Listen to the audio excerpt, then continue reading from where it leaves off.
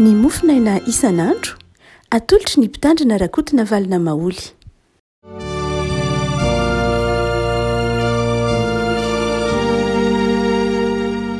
Falmeraba antsika rehetra ry avako malala hatrity talata fa 12 ny volana septambra ity ary dia manonona fetana tompo amintsika. Ny boky ny oabolana toko 10 no mofinaina antsika anio. Oabolana toko 10 dia raisina amin'ny andininy fa 7 ka hatramin'ny andininy fa 13. Oabolana toko 10 andininy fa 7 ka hatramin'ny 13. Fakitsika aminaran'i Jesosy. Jehova dia lavitra ny ratsy fanahy, fa ny fivavaky ny marina no henoiny. Ny tare miramirana mahafaly ny fo, ary ny filazantsoa mamelombelona ny taolana. Ny sofina izay mihaino anatra mahavelona, dia miara mitoetra amin'ny endry. Izay manda anatra dia manary tena, fa izay mihaino fananarana no mahazo fahalalana. Ny fahataorana an' Jehova dia fananarana mampahindry, ary ny fanetretena mialoha ny fisandratana. Ray masonao manomasinana ny fahamarinana ny teninao ny fahamarinana. Amen. Ny andininy 17. Ny fahataorana an' Jehova dia fananarana mampahindry. Fahataorana an' Jehova dia fananarana mampahindry. Ny boky ny oabolana riavako dia iray amin'ireo ataontsika hoe lahatsoram-pahendrena tavanim-potoana ny antikité. Ny olon-kendry tamin'ny antikité dia saika nanana boky mpahendrena isan-karazany. Ary misoatra masina raha ny baiboly ampianarina antsika koa dia nanana boky mpahendrena tahak'izany koa ny soratra masina. Ny baibolintsika protestanta ohatra amin'ny ataontsika hoe proto-kanonika dia manana ny ataontsika hoe ny boky ny oabolana, ny boky ny mpitoroteny, na ny boky ny Joba koa raha ty azo lazaina azo lazaina eo anatiny antsoina hoe literatiora mpahendrena ny apahany. Fa raha ohatra ka mamaky ny boky deutérokanonika antsika zany hoe ny kanona faharoa, rareny koa moa apahany atao apokrifa ihany, fa hitantsika amin'ny baiboly amin'ny dika teny iombonana, dia hitantsika deutérokanonika ireo. Ohatra ao anatin'izany boky mpahendrena, ao anatin'izany ny boky ny Ben'ny Siraka, ny boky ny Baroka, boky ny fahendrena, zany dia ao anatiny atao hoe lahatsoram-pahendrena. Ka izay anankiray amin'izay samy manana ny ataontsika hoe mampiavaka azy ireo boky mpahendrena ireo samy manana ny mampiavaka azy. Hoe inona ny foto-kevitra lay voizin'ilay boky mpahendrena ary inona ataony hoe fahendrena. Fa amin'ny boky ny oabolana dia mazava fa ataontsika hoe ny savily izay iodina n'ilay fahendrena dia ny fahatahorana an'Andriamanitra sy ny fiainona anatra sy torohevitra. Ireo roa dia tena ataontsika hoe zava-dehibe amin'ny boky ny oabolana. Ny fahatahorana an'Andriamanitra mitondra anao amin'ny fahendrena, ary ny fiainona fananarana sy torohevitra dia mahatonga anao amin'ny fahendrena. Eo koa moa ny hoe fifehezana ny vava, fanajana ny fifandraisana aman'olona sy ny ray aman-dreny. Ka eto dia anankiray amin'izao hoe tena foto-kevitry ny oabolana mihitsy ny hoe ny fahataorana an' Jehova dia fananarana mampahindry. Inona rehefa malala no mazavaintsika ny hoe nahoana ny fahataorana an' Jehova ny tena everiny boky ny oabolana fa zava-dehibe ka mampahindry. Raha toa ka mamaky tsara ny boky ny oabolana ianao dia andeha ataontsika hoe nasotra masin'ny testamenta manontolo mihitsy ara-moa zany ny testamenta taloha io, dia farafakely misy zavatra 3 lehibe voizin'ny boky ny oabolana sy voizin'ireo ataontsika hoe literatiora mpahendrena ireo momba an'Andriamanitra, ny maizy azy an'Andriamanitra. Voalohany dia ilay Andriamanitra dia Andriamanitra mpahary sy mpandahatra. Andriamanitra mpahary sy mpandahatra. Hitantsika tsara ny tenin'ny boky ny oabolana hoe matokeo an' Jehova mifonao rehetra fa aza miankina amin'ny fahalalanao, maneky azy amin'ny aloha rehetra fa izy andamina ny lalanao. Ilay Andriamanitra dia Andriamanitra mpahary ka mpandahatra. Ary rehefa mpandahatra izy dia tokony ho atahoranao, tonga ho azy ao anatinao na ao anatintsika na ao anatin'ny fiarahamonina matahotra an'Andriamanitra mpandahatra ny fahendrena. azo andraisana ohatra io amin'ny fiarahamonina malagasy. Ny fiarahamonina malagasy dia na dia mbola tsy nahafantatra ny testamenta taloha, tsy nahafantatra ny testamenta vaovao, tsy nahafantatra ny finoanan' Jesosy Kristy ho tompo sy mpamonjy aza, dia nino ny fisian'Andriamanitra. Nino ny fisian'Andriamanitra izay pahary, zay modika teny hoe zanahary, niandriana nahary, zany tsy voateny tsy vao amin'ny androntsika akory nisy fa efa nisy talohan'ny nahatongavan'ny fivavahana kristiana ny finoana any zanahary. Dia marina loatra fa tsy lay Andriamanitra rain' Jesosy Kristy ty tompo loatra akory ny resahan'ny tolo malagasy eo, fa finoana fotsiny kosa, tsy fotsiny ary ny hoe tena misy pahary nge, misy mpandahatra nge, zao rehetra nge nisy tsy nisy ho azy fa nisy nahary. Ny finoana ataontsika hoe Andriamanitra mpandahatra io no mahatonga ny malagasy mino ny anjara. Ary rehefa mino ny anjara izy dia tonga ho azy ao anatiny ny fanajana ny anjaran'ny hafa. Tsy dia nahazatra loatra ny tolo malagasy na dia ataontsika hoe tsotra be aza ny finoana, ny hoe misy ihany ny fialonana eo fa tsy dia mipetraka loatra zay. Fa mora mionona izy amin'ny anjarany, mora manaiky ny anjarany izy. Ohatra hoe manoloana amin'ny fahafatesana dia mora nionona izy. Mora nionona izy ny inge torabato avany an-danitra io ange anjara ny fahafatesana. Na mora manaiky ny anjarany izy ohatra ny hoe efa Andriamanitra nanome fahabalita ny tsinambinina ohatra. Zany hoe tena lay Andriamanitra mihitsy no tena mandahatra, na koa miteny manao hoe aza miady ny anjaran'olona. Dia fomba fiteny mihitsy ny hoe io dia tena Andriamanitra mpandahatra. Any ka mora lamina izy tsika teo mahatonga andreny hoe borzan'ny pataloha dia samy jiny amin'izay anazy. Zany hoe samy faly amin'izay anjara meniny iny ihany. No zany dia ny finoana ho Andriamanitra mpandahatra ao anatin'ny fiarahamonina na ao anatin'ny mpino dia mahatonga azy matahotra an'Andriamanitra ka tsy hisongona na hialina ny anjaran'ny hafa. Na koa ho tonga ao anatin'ny fanomezan-tsina an'Andriamanitra na tonga ao anatin'ny famoizam-po. Satria ilay finoana fa Andriamanitra endry mandahatra, mahafantatra ny ataony, ary tsy azo vazivaziana amin'izany fandaharana izany, fa fantany ny ataony dia mahatonga tahotra. Fa ny toetra izay asehon'ny boky noabolana ihany koa momba an'Andriamanitra ka mahatonga azy miteny manao hoe raha ao anatinao izany finoan'Andriamanitra mpandahatra izany, dia izao no tokony ho toetranao, endry ianao aloha, endrika mahay manaiky, endrika mora lamina, endrika tsy latsaka ao anatin'ny fialonana na fankalalany hafa, fiandoham-pahendrena tokoa izany ary mihoatra lavitra noho ny fananarana azy. Fa ny faharoa dia ny finoana an'Andriamanitra ho mpanjaka sy ho tompo. Mazava be ny boky noabolana manazava fa Andriamanitra dia tompo mpanjaka, ary satria tompo sy mpanjaka dia zay zavatra eo aminao zany dia tsy anao, fampindrana ianao, ny ainao, ny volanao, ny fahasalamanao, ny namanao, zay rehetra eo aminao dia misy tompony, ary Andriamanitra io tompony io. Ny finoana an'Andriamanitra ho tompo zany dia mahatonga ny olona anana ametraka fefiny amin'ny fitondrantenany ka tsy ho latsaka ao anatin'ny frehariana izy. Io tenen'io manao hoe ny fanetretena ny melony fisandratana. Na no anomarina koa moa dikan'izy io dia ny hoe tokony manety tena alohan'ny arakaraka ny anetrenao tena ny isolotanao voninahitra.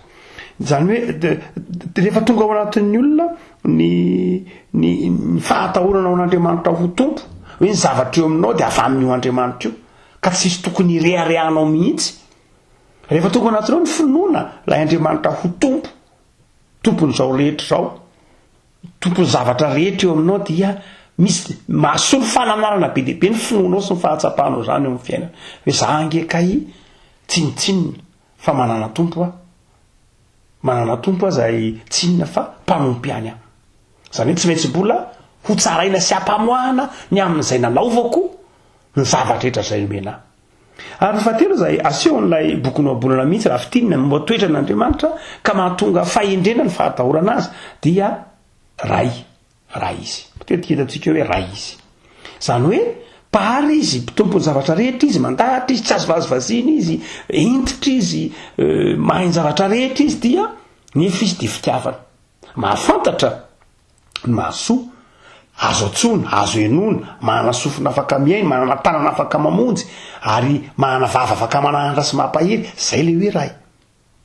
Ary raha ao anatin'ny olona ny finoana zay ray zay, zany hoe ny ray dia loharano zay hipoirany mahizy azy ny tena. Io fitenin'ny boky Noabolana no hoe ny zanaka endry mahafaly ny ray, fa ny zanaka dala mampalahelo ny reniny. Raha miteny hoe mamaky tsara ny toy ny tantara, taky miteny zao manao hoe trano sy ny arena ny lova avy amin'ny ray. Dia ilazana fa ilay mahizy azy ianao no lovanao avy amin'ny ray. Ary zay raha Andriamanitra ray dia ny mahizy azy ianao, zay ireharehanao anatin'ny fiarahamonina, zay ahafantaranao anatin'ny fiarahamonina dia avy amin'ilay Andriamanitra ray ianao. Ary raha ao anatiny tahotra izay Andriamanitra ray zay dia be dia be ny zavatra voasoroka zay amin'ny fitondrantenan'ny olona. Raha ohatra ka toizana ny fanadihadiana ny saotra masina ka mamaky ny boky ny Malaki itsika, Malaki toko voalohany, dia hoy ny boky ny Malaki manao hoe raha ohatra ny tompo mananja ny mpanompo mananja ny tompony a, ny ray ny zanaka mananja ny rainy a, ko raha ray a aiza zay atsako, ary raha tompo a aiza zay tahotra.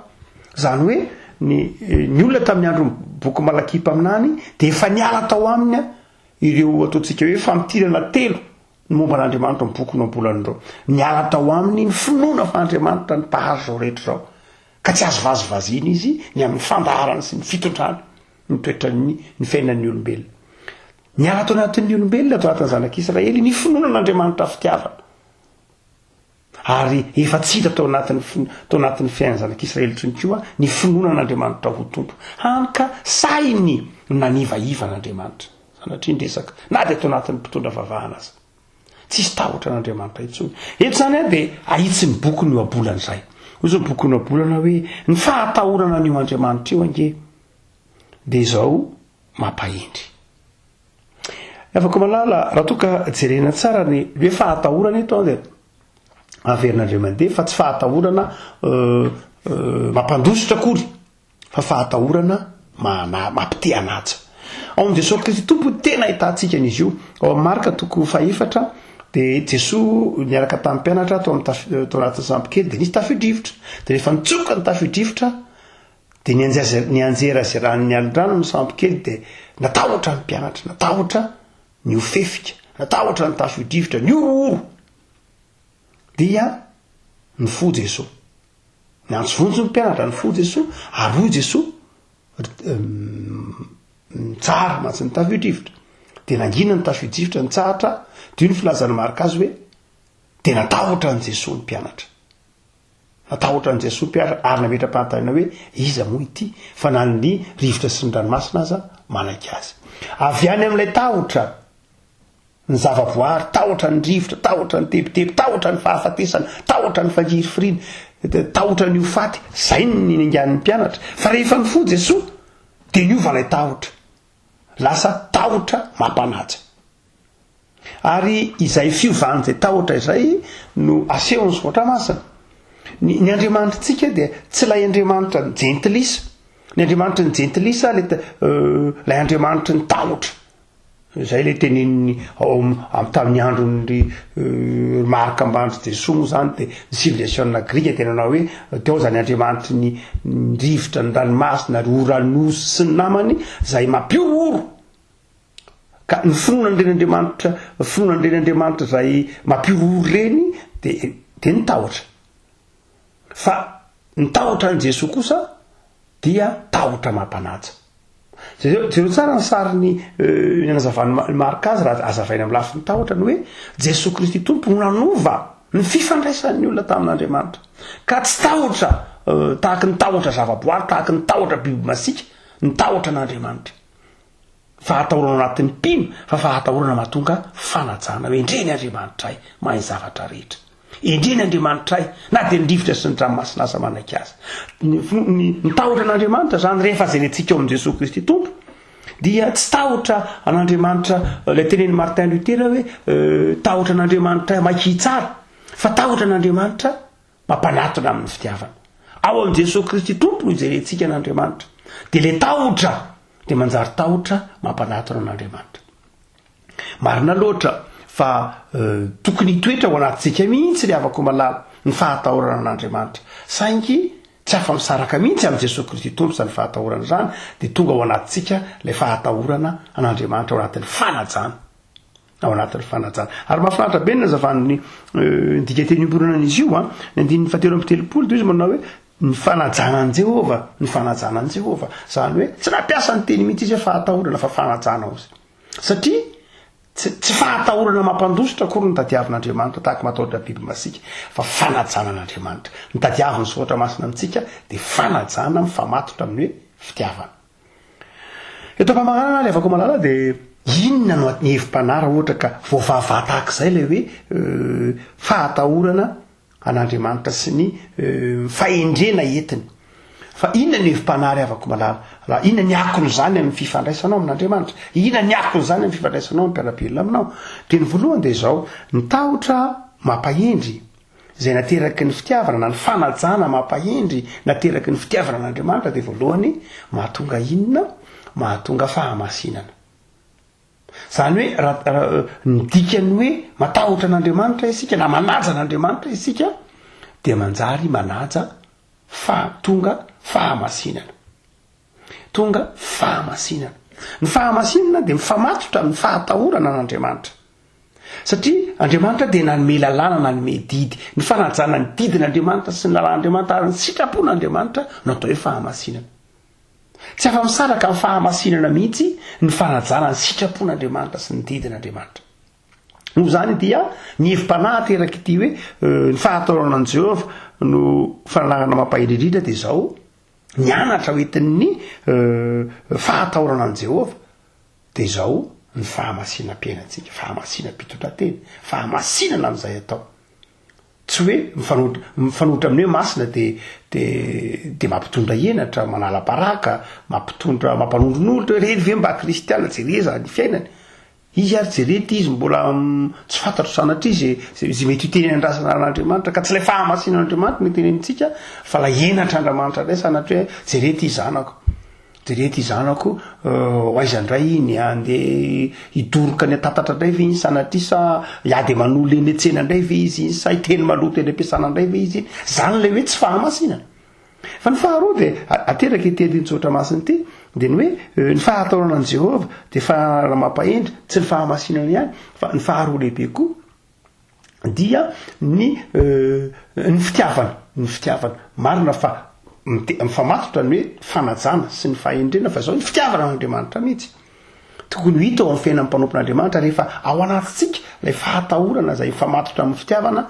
de mahatonga toe-po mahafoy eo no mahatonga ny hoe ny fitiavana no miteraka ny hoe fahamasinana fananjantsika lalàna izay io fa ny fitiavana de mahatonga antsika manaiky irahin'Andriamanitra manaiky hanome ho an'ny hafa manaiky hanolotra ho an'ny asan'Andriamanitra mahafoy ho an'ny hafa zany hoe ny fahatahorana an'Andriamanitra no mahatonga antsika manana fitiavana io le tenenina hoe mainonga mino an'Andriamanitra tompo mino Andriamanitra ray dia tokony hitondra fitiavana zany hoe za dia tia an'Andriamanitra satria tsotro zao raha tsy Andriamanitra lay Andriamanitra nahatoy zao satria zaka hipindrana ihany nisy olona fantatro maro salama tsara mihitsy ohatra kanefa ny androany sanatria narary tapika izy satria Andriamanitra ny tompony zavatra rehetra nanany fa madika am'izay namaly nisy olona tena fantatro mihitsy sahiran-tsaina be mihitsy nanainy iny androany izy iny men'Andriamanitra be dehibe indray ny antony dia rehefa ao anatintsika zay fitiavana zay de tonga ho azy ao anatintsika aneketsika ho fiasan'Andriamanitra ho fiasan'ny fitiavan'Andriamanitra fa ny fahatelo zava-dehibe koa rehavako rehefa ny hevim-panahy teraky ity andinitsotra masina ity ny fahatahorana an' Jehova de mahatonga antsika midera sy manome voninahitra azy ny fiderana sy ny fisaorana an'Andriamanitra de ateraky ny fahatahorantsika an'Andriamanitra ateraky ny fahatsapantsika hoe mideranao Andriamanitra fa tombony hery sy ny fahefana ianao de mideranao tsy hoe tianao de mideranao ihany tsy hoe manazanao de mideranao ihany fa zao mideranao satria fantatro fa Andriamanitra tsy aitoainy ianao mpitaritafika mahery tompony zavatra rehetra de mitsaokanao mideranao hitatsika eo bokin'ny apokalipsy zany fa ny fahitany ny apokalipsy ny voninahitr'Andriamanitra hitatsika eo amin'ny bokin'ny Isaia toko fahenina fa ny fahitany Isaia mpaminany voninahitr'Andriamanitra tena hatonga azy nideran'Andriamanitra ny fiderana dia ateraky ny fahatsapanao fa tompo izy anao afaka malalaka tokony ho hity manahoana ny kristiana eo amin'ny fiainana tena midera avy amin'ny fiderana petratra na teny am-piangolona aza kentsika riavako ndraindray firana aza tsy etitsika ndraindray na mihira arytsika malea malaindaina ndraindray tsy mitondra firanako ndraindray mangingina tsy ampy fifaliana miderana tsy tena tsapatsika ve fa Andriamanitra dia tompo zao rehetra zao ary nanomenao an'io vavy io azadonao afaka malala fa aza mieritreritra itsika hoe mandeha ho azy ke raha manana vava ay fa tsy mandeha ho azy mihitsy raha manana vava ianao rehefa mahita olona tsy afaka miteny ianao dia tsapanao hoe aika sarobity ny vava aika sarobity ty vavy ty ay sarobity ka ity lela ity fa satria mantsy eo amintsika mandrakariva lay vava sy le lela dia veritsika fa mandeha ho azy na normal no hoe zange normal afaka miteny zange normal zavatra io moloko io ny lelako io vavako fa tsy voatery zany ndre afaka fa misy olona manana zany rehetra fa tsy afaka miteny izy no zany dia sanatria tsy hoe manameloko anao fa tia peritreritra anao anao hoe tena feny fiderana tokoa ve ianao amin'ny fiainanao fa ny Andriamanitra ao dia Andriamanitra tokony ho atahoranao satria tompo izy mahay zavatra rehetra izy ary mitaky fiderana avy amintsika zavako malala itsika manao endraindray na dia anatin'ny fiangonana indray dia marina loatra fa misy zavatra betsaka ny azo hitan'Andriamanitra fa ndeha ataontsika hoe mikely zay mahazatra atsika anatin'ny liturgia atsika na dia mihira aza ndraindray dia ndraindray ary moana dia avilitsika ny miresaka hafa indray hoe ka baiboly ve mba taratasy sa telefona ndraindray zavatra oatra zany lasa resahana fa samy'le fitena votoatony tokoa satria tsy tena mipetraka tsara ao anatintsika ilay fanajana lasa any amin'ny fitaovana no metahantsika ny olana fa tsy any amin'ilay tena vetiny zavatra ny hoe tena tokony hideran'Andriamanitra ianao raha tsapatsika ny fahataoran'Andriamanitra dia ikikika tahaka ny Davidy tsika manao misaorana Jehovah ry fanahiko azy raha tokony misaorana anarany masina tsy any amin'izay fitaovana ataontsika hoe ampiasaintsika tsy any no olana fio mety mivoatra rak'izay mety ho ienanao ny toetrandro fa zao tena ao ve le fahataoran'Andriamanitra ka manao hoe za te hideran'Andriamanitra eto mpamagnarana dia mahatsiaro miresaka zany hoe fideran'Andriamanitra any dia mampatsiaro tantarana soratana missionnaire atao anatina gazety Teny Soa anankiray gazety Teny Soa sy hintany ataona 7 tanoany tantarany hoe mampiaratra ny ekizy missionnaire moa dia matetika mitantara angano kely na tantara kely taky reny matetika aza moa boky ray manontolo mihitsy ny tantarana azy dia tantarany missionnaire azy manao hoe ray maka hoy Andriamanitra naniraka azy telo mirahalahy apôstôly i Petera dia Jaona dia Jakoba hoe mandana reo telo mirahalahy mba eto ty amiko ny vavaka izay ataon'ny olona mandana reo telo mirahalahy eto makaty amiko ny vavaka izay ataon'ny olona teo entina dia ahoana hoentina reo lahy no eto vombino atao voatra mitondra entana ny vavaka ataon'ny fiangonana sy ny vavaka ataon'ny kristianina eto ty amiko ny tompo dia nandeha Petera sy Jaona ary Jakoba dia ahoana zany andaminana dia zao ny tompo nandaminana azy ny mitondra ny vavaka fiderana dia Jaona no mitondra ny vavaka fiderana ty amiko vavaka fiderana sy fisaorana azonao zany Jaona eny tompoko Jaona hoentiko any aminao ny vavaka fiderana sy ny fisaorana ataon'ny olona dia ary ny anjarako Jakoba ny anjarana kosa dia mitondra ny vavaka fifonana ianao mitondra ny vavaka fifonana ianao zay no entinao rehefa mivavaka ny olona dia hoe ka mifona izy dia hoe entinao ny vavaka fifonana ty amiko eny tompoko any anao hoe Petera ny anao ry Petera dia vavaka fangatahana no entinao zay fangatahan'ny olona rehetra na inona dia ianao no mitondra azy ry Petera eny hoe Petera ndana azy ratsy izy lasa izy telo mirahalahy ny andro ny tompo kelikely iny niverina tonga aloha indrindra Jakoba tonga aloha or Jakoba atao vetivety ianao ny tonga ka kelikely any ny vavaka ny fifonanako ay vavaka fifonana ve dia kely ary mba malaina mifona koa zany olona zany la tena mba malaina mifona mihitsy izy ka tsy hitako rery tompo fa dia maivamaivana ihany le vavaka fifonana ka le olona ohatrany efa mpanamary tena daolo le olona efa tsy mietreritra ny tena no diso to dia vavaka kely ty sisany ty vavaka fefoloana maivamaivany ty sisany netiko hoy Jakoba. Reto ny voango niary hoy ny tompo fa zava-dehibe reto. Narakaraka kelikely teo tsy de ela iny Jaona tonga. Jaona moa tondra vavaka fiderana ary to vetivety ianao zany Jaona ka sady tsy mahay misaotra le olonako ny tsy mahay midera. Tsara nietreritra mihitsy za no tonga alohan'ny Jakoba hoy Jaona. Fa de zara fanisy ny fiderana sy ny fisaorana e.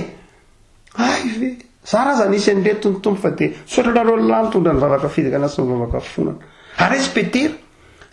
Petera mbola tsy afaka tsy Petera. Nandrasany Petera. Ary aiza ihany ty Petera. So de mba varinany amin'ny tany ihany Petera. Nandrasany Petera. Aiza ary ty Petera. Efa nahatra eto teoriana iny Petera fa nitarika entana. Ary iny ty mahazo anao ry Petera. Vavako ty Petera. Ary mavesatra eto zany mavesatra. Fa ahoana? Ka reto daholo ny fangatahanako. Ahatra io ny tompo. To be dehibe le fangatahana. To vavaka fangatahana mibetsaka. Mavesatra entana mihitsy Petera. Toy ny milaza fa misionera fa zao mahery mangataka ny mpino fa sady tsy mahery mibebaka ny tsy misaotra an'Andriamanitra rehefa mahazo. Ary de tsy gaga hoy ny misionera raha navesatra entan'ny Petera. Sary ihany zany zany afaka fa ndraindray adinitsika lay fiderana sy lay fifonana.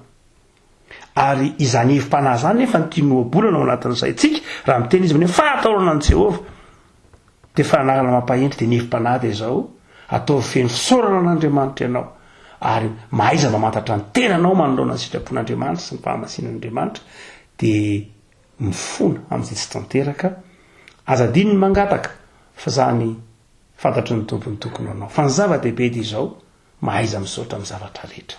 Ivavaka sika tompo misaotranao zay fa ny fahatahorana sy ny fanajananao de mampahendry anay.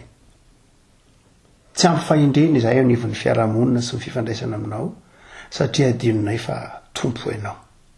Zay eo aminay anao. Fahefana nomenao anay na de ny miaina sy mivelo lasa. Tsy tsarony koa fa raha ianao be fitiavana ka ndraindray tsara inay amin'izay fomba fitondranao. Adinonay fa zay maha izahay anay de avy aminao. Hay mavaninay ny mahapahary ianao. Hany ka anjakazakana ny zavaboary tsy tandremanay ny asan'ny tananao izay vahininay de ny asan'ny tananao nanahirana anao zao tontolo zao zay rehetra eo aminy de simbanay. Tsy ao anatinay ny fahatahorana anao de manalavitra ny sitraponao zahay. Tompo ao mamindrafo aminay. Aoka ny fiainanay hizotra ho amin'ny fahamasinana, hizotra ho amin'ny fitiavana anao ary aritra amin'ny fiderana anao. Ataovy ety anatinay ny asan'ny fanahinao masina mahatonga anay mananja anao Andriamanitra ho ray. Manaiky anao Andriamanitra ho tompo ary mifaly anao Andriamanitra ho mpandahatra ny fiainanay amin'izay mahasambatra anay sy mahafaly anao. Misaotra Jesoa. Amen.